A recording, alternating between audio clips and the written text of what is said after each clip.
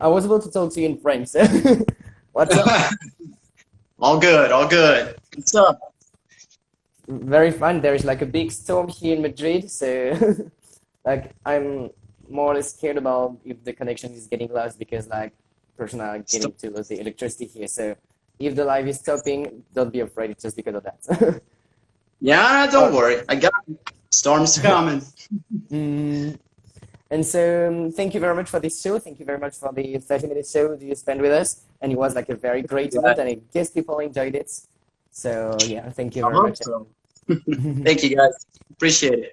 hmm So I was talking a bit about you before you came, just saying like you're from Torino in Italy, because yeah, CanapSounds is traveling every week in a different country. So this week we're in Italy, and so you Yeah. told me that you're addicted to drums since you're very young, and since you started producing like 10 years before. So how did you start making that? How did you start having this passion for music and for drums and for electronic music? We could say. Well, that was super easy because my family without music we cannot live. So this is awesome. Like I think if I remember well, the first thing I ever done was just to have like a little box and I started drumming, which is was pretty cool because I don't even know what the music was because I was like maybe 4 or 5 years or something. And then I just started doing drums like this. And then when I was 10, I thought, okay, let's upgrade from the little box and let's do something more. And then we started, especially with my father and my brother. So we started with like the vinyls, the 33, like the big ones. Then we start using all those kind of different music from country music to pop music, whole music, like even to classical music and all this kind of stuff. And then I said, okay, let's do something different. And that's when I started going to DJing and all this kind of stuff. And when I started was super cool because I started in Spain for hmm just for fun. Because I had a friend and he was a DJ. And then I said, okay, could you just show me how it works? And then I said, okay, let's try it. Give it a try. And then and suddenly I started like mixing like in a very, very bad that was not even, with the tempo, with the BPMs, it was like not 128, or like maybe 160 or something like that. And I was like, okay, let me just touch all these buttons over here. Let's see how it goes. And from that moment, well, I was in hmm Salamanca in España. Salamanca. Yeah, and then I all started. It started in Torino, my city, and here we are. And so yeah, you're a big traveler. Like your English is almost perfect, as we were saying before. And like you're traveling so many countries. So you've been working in Disneyland Paris and in Florida Yep. at the same. Then and you're from Italy. You've been in Spain. Florida. What is Italy? Florida. Florida. Gators, go Gators. And at the same time, you have like a big inspiration by Australian music. You were telling me about Melbourne Bounce. Can you tell us more Yep. about it? Because it's not the most famous electric music genre, but like it's something that makes you that you like it. And can you Yeah. tell us more about it? So we just started with my brother actually. So it was pretty fun because we were in that kind of transaction between the simple mixing or just that kind of knowledge of music, and then we just started looking on SoundCloud. And one day we were just hearing the classical like mixtapes or stuff like that. And so we found out that there was this famous DJ apparently, because we never heard about him before. And I said, okay, let's go check it out. So we were listening on this mixtape, and Mhm. suddenly there was this kind of different music that pops up. And I'm like, wow, that sounds like bouncy, bouncy, bouncy. And I was, okay, let's give it a try. Let's see how it goes. And I'm like, okay, let's go to the profile of this DJ and let's see if he has like originals, mashups, edits, bootlegs, and all this kind of stuff. So we started. And there was actually there was the first song I ever listened in my career, let's say it like that, with the Melbourne Bounce music was Will Sparks' Hi Yeah. I don't know if you guys have ever listened to this one, but it's, I would say, the pioneer of the of this genre. Because Will Sparks and even all the others that I'm listening, I'm still in touch with some of them, and it's that kind of, it's not EDM music, but it's like, we know that this sound is from Australia, and it's so immersive because you have it. It's like you feel that bounce and you want to bounce. So you want to kind of like jump around and stuff like that. And then we just started when my brother was like, okay, this is what we really would like to do. That's why I started making my own music with my brother. I made a lot of music. My brother is, without any doubt, better than me in those kind of things. But that's why in the live I put our bootleg. Our last bootleg was with Journey, Don't Stop Believing. So if you guys want to take a listen to it, on my SoundCloud page, it's for free. So you guys can download it and have it on your phone or whatever, your iTunes. You can download it. It's super cool. After the show, I'll put the link for if you want to check it out, guys, on the Instagram page. So yeah, feel free to check it out if you want. And yeah, about that, I had a question because you told me like you have your console since a little time actually, but you're been producing since a lot of time. And what is your process of making music, making your own creation? How do you find inspiration to do it? Well, so first of all, I'm listening, I would say maybe 4 or 5 hours of music every single day. So this is basically the most important thing in my life, no doubt about it. For me, it's like there's no life without music. Basically. And so I'm listening to all this kind of music, and sometimes I'm like, okay, maybe this sound can be mixed or maybe mashed up with this one. Or like I put, for example, another edit that I've made from Kaigo, Happy Now. So that one, it was super cool because I said, okay, I'm still listening to this music, and I'm like, okay, if I'm putting like the 128 BPM of the Melbourne Bounce, and I'm like, that could be a bouncy one, and this is it. This is how it goes. And like, I got a couple of others, like originals and stuff like that. So it's my own producing. It's not like you're taking the music and then you're working on it.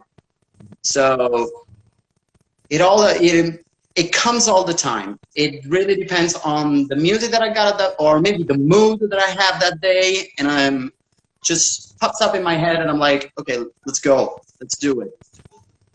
And so yeah, about that, it's more about like your feelings and your mood, we could say. And so I imagine even that every show that you make is very different. Like for example, the show that you made today was especially for that, but tomorrow if you make another show, it's gonna be completely different depending on the city, about like your mood or things like that.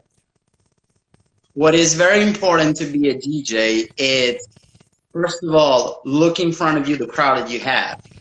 Because most of the time, the DJs want, of course, like to put their own music. Like, let's go, let me just play my music. And there is, I would say, like a transition between the fact that you're like, I would say a mediocre DJ, but maybe not very famous.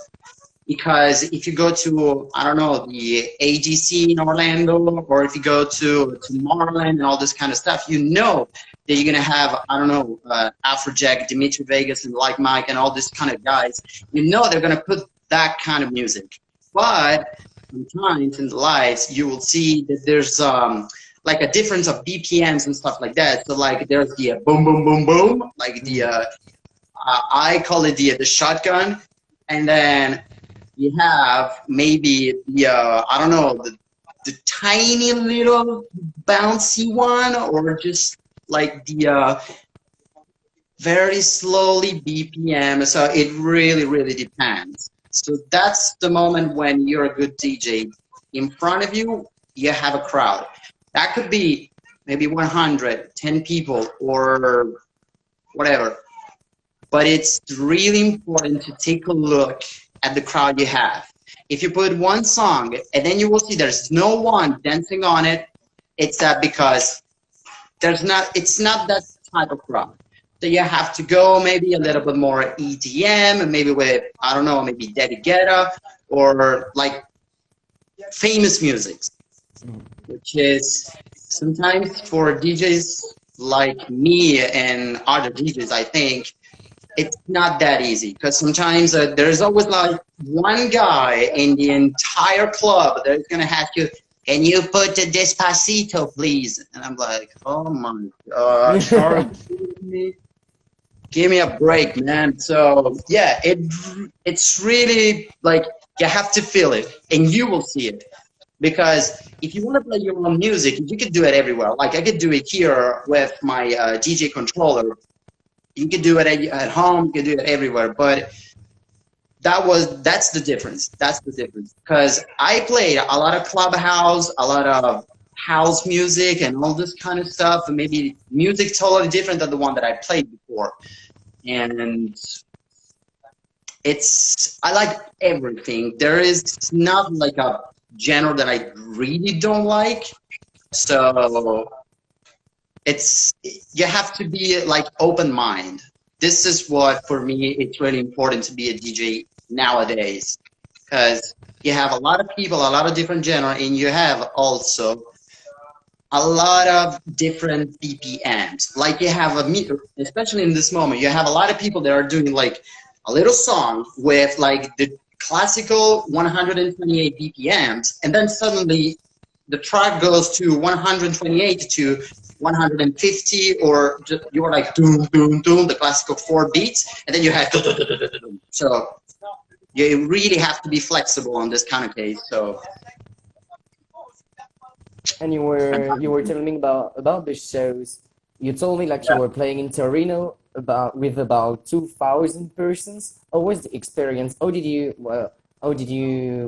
play it over here, and how was the experience? How did it happen? So, like the biggest show that I ever had was when I had in front of me more than 2,000 people. It was kind of big show actually.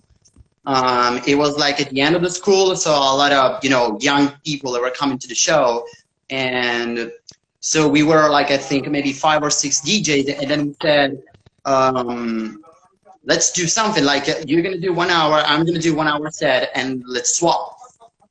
And I remember that I was like maybe the second one or the third one, so like one of the first, and it was kind of tough at the same time because you don't know the people in front of you, so you don't know if they're more into the clubhouse thing or they like the EDMs, so you don't know.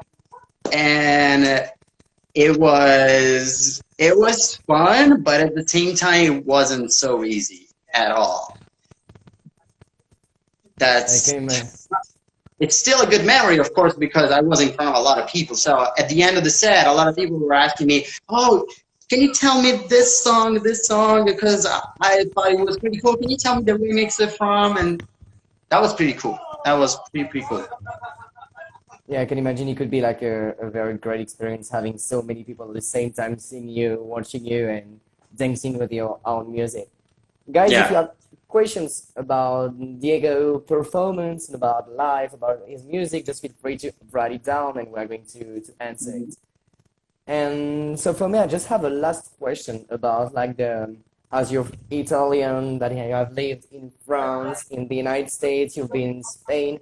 Is there like a place that inspired you? Like when you were traveling, what do you kind of bring from this place to make your own music, we would say? If there's things that inspires you in every place, or like maybe just more about like the feelings you have, or Mm. Well, I feel like there's always like a special spot for you, where you would like to play your own music, where you really would like to have fun. And for me, I've been to a lot of festivals because I was there maybe for listening to music for the DJs and stuff like that. But without any doubt, one of the best shows that I ever been was the summer fest in Orlando. Well, no, it wasn't in Orlando. It was in Tampa, still in Florida. And that summer fest was one of the greatest because we were there actually for one guy, but like that was insane because there were like I remember maybe 100 DJs, 100 artists or stuff like that, and we were there only for one guy, or Illenium, this guy. So that was super cool because before we met him, which was for me like a kind of a shock, and that place was so huge because they have like, if I remember well, they had like a 25 or 30 different stages. So I was like 25, 30 different stages. So that means that at the same time, you can go from a stage to another and listen to a total different music. So you had like this big mass of music. It was insane. It was insane. But that would be maybe the perfect spot because you have a lot of people, of course, and you could play actually to different stages. And it's thumbs up, thumbs up. And yeah, like I think there is a lot of people that don't really know that there is a lot of kind of electronic music. Just electronic music is not just only EDM, or it's not just only dubstep. We could say there is like so many things. Like you were telling me about like Melbourne Bounce, just I totally ignored it before. So yeah, it's I think in a kind of festival like this one, it could be very interesting to see all these kind of different musics when you came to you come to an electronic event, you could say. Yeah. And what it's really cool for me, it's that we still have a lot of artists to discover. Because at least every week I'm discovering maybe 2 or 3 different artists that I never heard about. And I'm like, wow, this dude's got skills. So let's take a listen to, you know?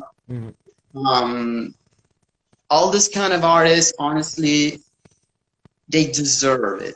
A lot of people, they deserve it. Because what is really bad these days that you have a lot of people that are actually stealing your own music because maybe you're putting on SoundCloud, or I don't know, you give it away as like a free download or stuff like that, and then the people, they just maybe change the title of your song and then they put it into another profile, and maybe that guy over there, he's gonna play it tomorrow and maybe the next month, and you're gonna stay at home with your music, which is not good at all. Not good at all. It happened a lot of times. It happens to me 2 times already, but that was okay. Not a good deal. All right, so for me, I guess I have asked more or less everything I wanted to, yeah, to ask to know more about you, about your music. I don't know if there is something more you want to share about your experience with music, or something you want to share with the world, we could say. I mean, I hope you guys enjoyed the set, first of all, because what is really important to me is to prepare my set. That's why I don't like to, just go live and just putting on the music like this. I mean, I could do it, of course, but it's, especially when you want to be, you want to give it a good image of you, you have to prepare it a little bit. That's what I'm doing all the time. So I hope you guys like it.